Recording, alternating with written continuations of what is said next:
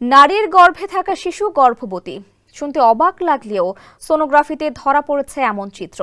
ভ্রূণের মধ্যে ভ্রূণ, এটি অত্যন্ত বিরল এক ঘটনা। জানা যায় ৩২ বছরের ওই নারী তার গর্ভাবস্থার ৮ম মাসে সোনোগ্রাফি করাতে বুধবার হাসপাতালে যান। তখন পরীক্ষা করে জানা যায় ওই নারীর গর্ভে যেমন একটি শিশু রয়েছে, তেমনি ওই শিশুর গর্ভেও একটি ভ্রূণ রয়েছে। বিষয়টি সম্পর্কে নিশ্চিত হতে চিকিৎসক এবং বিশেষজ্ঞদের একটি টিম আরও একবার সোনোগ্রাফি করেন। তখনও গর্ভে থাকা শিশুটির গর্ভে একটি ভ্রূণ স্পষ্ট দেখা যায়। চিকিৎসকরা জানিয়েছেন ওই নারীর শারীরিক অবস্থা স্থিতিশীল। হাসপাতালের এক সিভিল সার্জন জানিয়েছেন সোনোগ্রাফি ধরা পড়া শিশুর গর্ভে থাকা ভ্রূণটিকে ঠিক শিশু বলা যাবে না, কারণ এটি ফিটাল মাস। এক অর্থে বলা যায় এটি একটি মাংসের পিণ্ড। এটি জীবিত শিশু নয়, কারণ তার হৃদস্পন্দন নেই।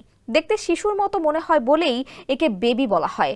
বিষয়টিকে আরও বিশদে ব্যাখ্যা করে ওই চিকিৎসক বলেন, ওই মাংসপিণ্ড আকারে বৃদ্ধি পাচ্ছে, কারণ সেখানে রক্ত সরবরাহ অব্যাহত রয়েছে। ডাক্তারি ভাষায় একে ফিটাস ইন ফেটু অর্থাৎ ভ্রূণের ভেতরে ভ্রূণ বলা হয়ে থাকে।